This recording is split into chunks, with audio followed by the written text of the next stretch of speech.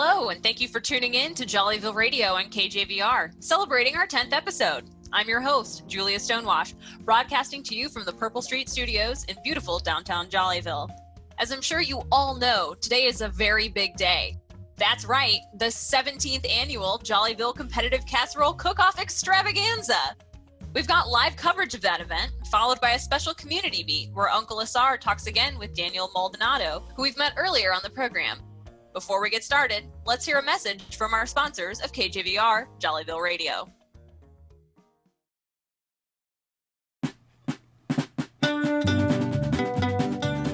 Hi, it's me, Paul Fredrickson, running for mayor of Jollyville, here to remind you to register to vote in our upcoming election. You can do so at vote.gov, because I believe in doing the right thing. This message was paid for by John Fredrickson, Paul Fredrickson's father. I'm Paul Fredrickson, and I approve this message. Open, deep,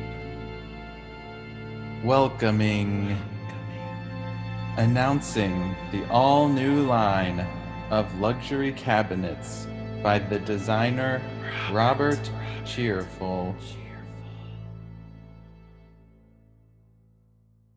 Thank you to our sponsors for your support. Today is the 17th annual Jollyville Competitive Casserole Cookoff Extravaganza, and we sent Sboopie the Boop and Chauncy Applegate to the Harmony Hills Rec Center to tell us more about it. How's it looking out there, fellas? Thank you, Julia. I'm Chauncy Applegate, here with Sboopie the Boop. From Sboopie the Boop and Chauncy in the morning. And we're coming to you from the Harmony Hills Rec Center, bringing you live coverage of the 17th annual Jollyville Competitive Casserole Cookoff Extravaganza. The tables are set, the sterno is lit, and the excitement in the air is palpable. Speaking of palpitations, I can't wait to see what this event will do to my cholesterol. Why don't you explain to our listeners how the competition works?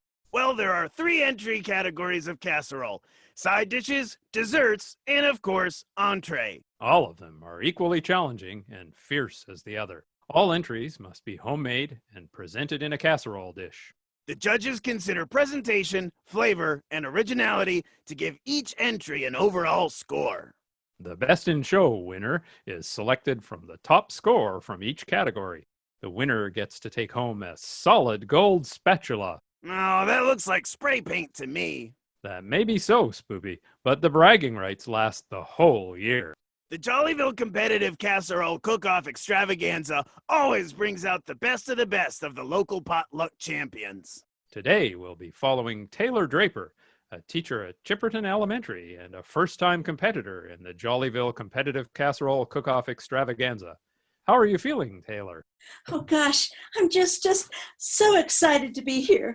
I'll be entering my family's 7-layer dip into the side dish category. Oh, I really hope the judges like it. And I'm sure they will. Our listeners will remember that last year's competition was a close call between Kitty Westlake's double sausage Dutch oven lasagna and Peggy Braker's king chicken and cigarette casserole. Kitty took home the gold last year, and Peggy has been taunting her on social media ever since. That would be a shame if your casserole made anybody sick, Kitty. Bless your poor little heart, Peggy. That golden spatula is going to look mighty fabulous in my trophy case for yet another year in a row. How do you think you compare to that fierce rivalry, Taylor? Oh gosh, I don't know anything about that. I'm just here for friendly competition and to taste some new recipes. And so begins the Jollyville Competitive Casserole Cook-Off Extravaganza. Oh, exciting! Which of these 3 rounds comes first? Well, Julia, first up is the dessert round. Haven't they heard of spoiling their dinner? The contestants will present their dishes, and the judges will respond. The contestants are speaking now. Oh, hello, judges. My name is Jonathan Littlejohn, and I made a pineapple casserole. I'm Paul Fredrickson. You may know me because I'm running for mayor of Jollyville. I made a bread pudding casserole made from scratch with fresh ginger and love. I'm Bobby Barraconis, a.k.a. the Casserole Casanova. This is my blackberry hazelnut cobbler. Careful now, it's hot. Those are the 3 contestants for the dessert category. Now we get to hear remarks from the head judge. Thank you, contestants. Paul, I'm sorry to inform you that bread pudding requires more ingredients than bread and ginger. Jonathan, your pineapple and cheddar filling is delicious, but it appears that you used Italian breadcrumbs instead of crushed Ritz crackers. That is unacceptable. The winner of the 17th Annual Jollyville Competitive Casserole Cookoff Extravaganza Dessert category is Bobby Balcones. All right. Is a cobbler really even a casserole? Hey now, I put it in a casserole dish fair and square. And now we move on to the side dish category. Let's hear from the contestants. Peggy Braker, cold mac and ham and cheese salad with barbecue sauce. Hi, my name is Taylor Draper. I haven't got a chance to meet all of you yet. I just moved here, and I'm a teacher at Chipperton Elementary. Hurry up. Oh, okay. Well, I'm Taylor Draper, and this is my 7-layer dip. Hey, I'm back. Bobby Balcones, a.k.a. the Casserole Casanova. I'm presenting to you my famous pizza rice casserole. That sounds like it's just pizza toppings on rice. That's exactly what it is, Sboopie, but it's in a casserole dish. That's why they call me the Casserole Casanova. Let's hear from the judges. As head judge, I simply cannot accept pizza rice. Taylor, your 7-layer dip is technically correct, but it lacks character and originality. Therefore, the winner is Peggy Braker's cold mac and ham and cheese salad with barbecue sauce topping. Hip, hip, hooray. Unfortunately, our new friend Taylor won't be making it to the next round. And finally, that leaves the highly esteemed entree category. As a reminder, if Kitty wins this round, that means she'll go head to head against Bobby Balcones, winner of the dessert category, and Peggy Braker, her arch nemesis, for the grand prize. My name is Kitty Westlake, and I am proud to present to you my blue ribbon double sausage Dutch oven lasagna. Wow, that's a bold move to submit the same recipe as last year. You know what they say, if it ain't broke, don't fix it. Paul Fredrickson, mayoral candidate. I hope you like my hamburger cheese squares. I'm Jonathan, and this is my North Croatian mushroom and pasta casserole. Jonathan, this is such a wonderful recipe, but the mushrooms are undercooked and the pasta is burned.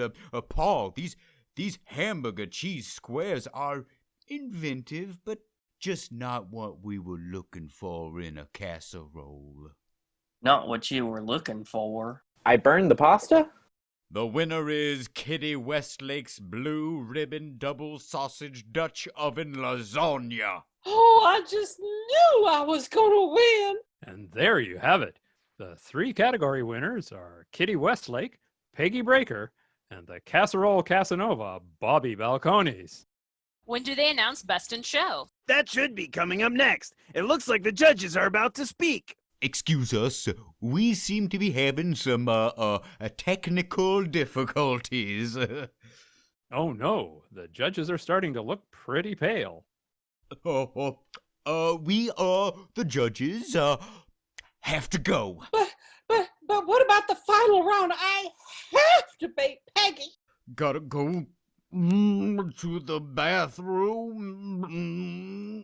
I think there was something wrong with Kitty's lasagna.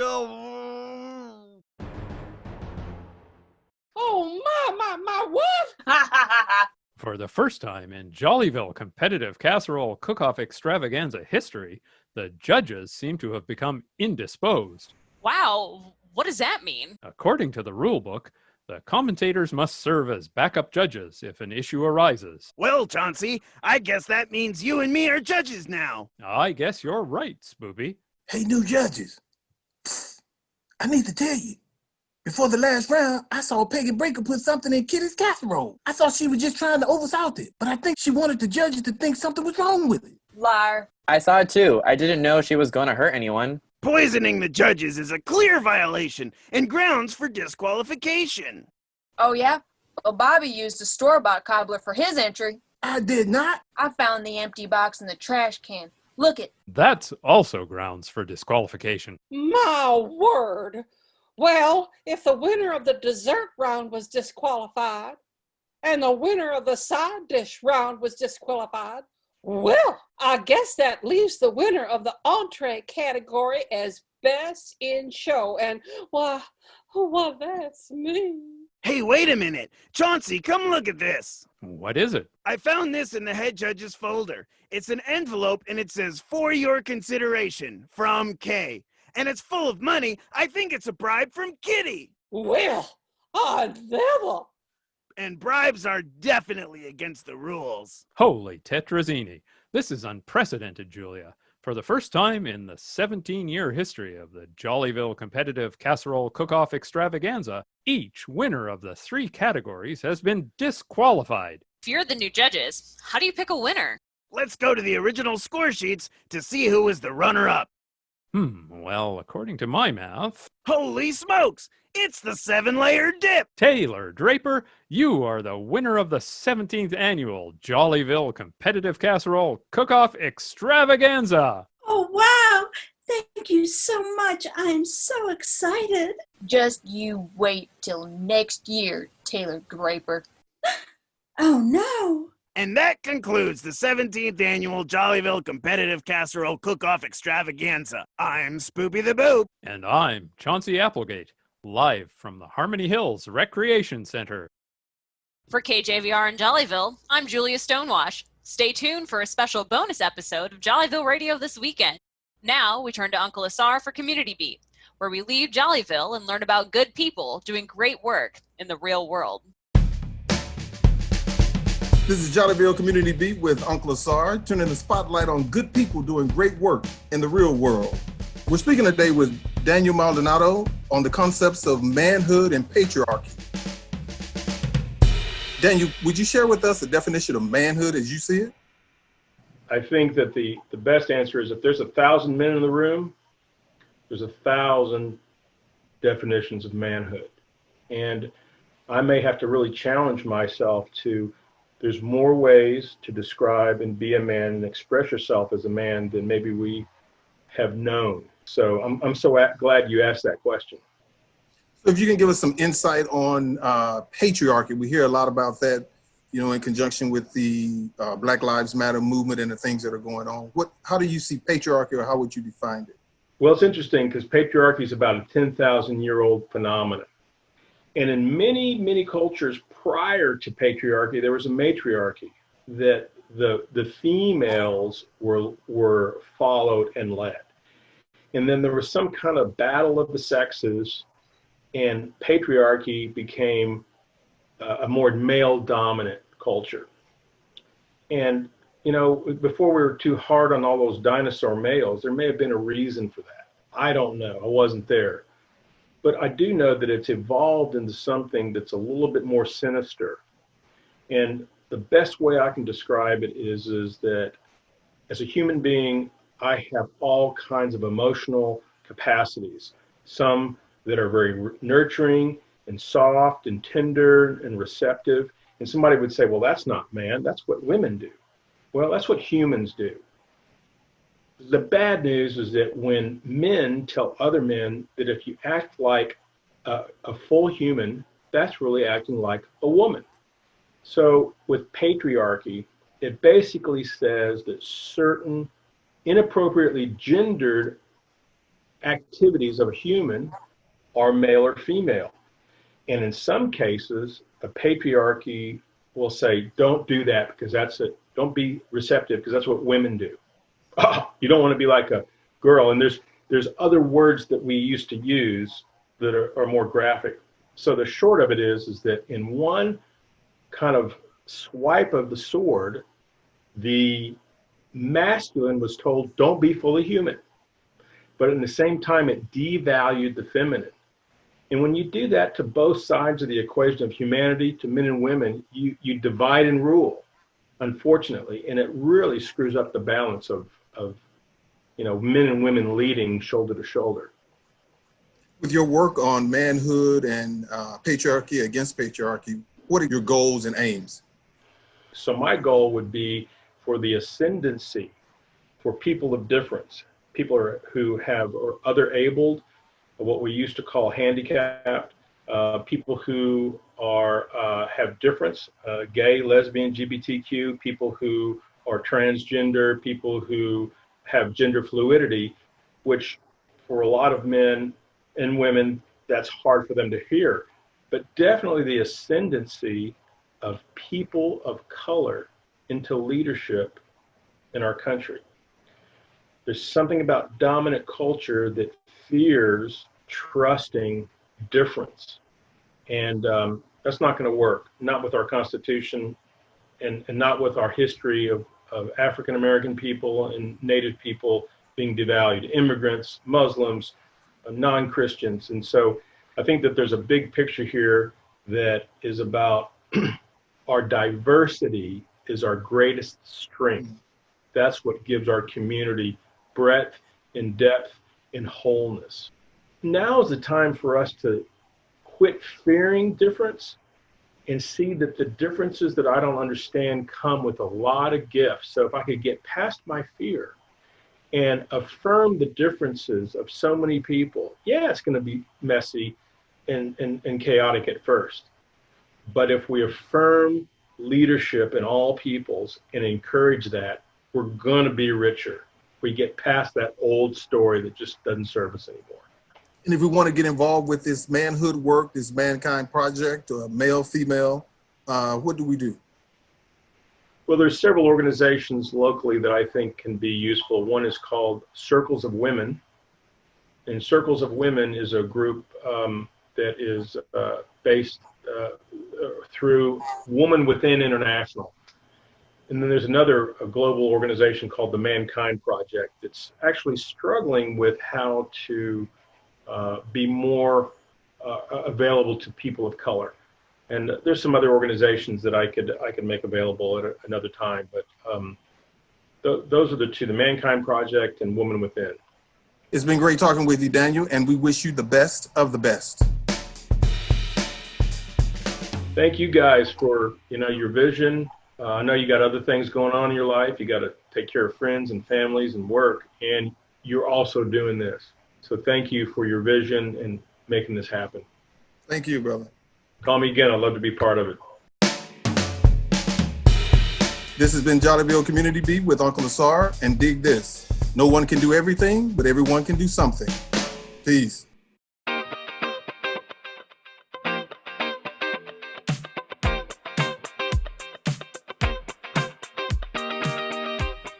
The creative team that wrote and recorded Jollyville Radio include UncleASAR at Cableline, Emily Antonek, Lizzie Brister, Michael Crosa, Michelle Darcy, Richard Dayries, Brian Green, Susanna Kay, Pilar Caprida, Robert Leary, Zachary Markeiser, Brian Routson, Thomas Schlitt, Monsi Santian, Patrick Troy Brandt, and Kay Wise. The recording was made in accordance with social distancing. If you'd like to support Jollyville Radio, and we hope you will, please help us get the word out. Tell a friend, post on social media, or leave a rating and review on your favorite podcasting platform. You can also find us on the web at jollyvilleradio.com or on Facebook and Instagram at Jollyville Radio. Jollyville Radio is directed by Michael Croso with lead editing provided by Dr. Monsi Santian and social media help from Amy Costa. Jollyville Radio is a production of Jollyville Brass Quintet, member of Austin Creative Alliance. We are based in Austin, Texas. For KJVR in Jollyville, I'm your host, Jimmy Piecrust. We'll see you next time on Jollyville Radio.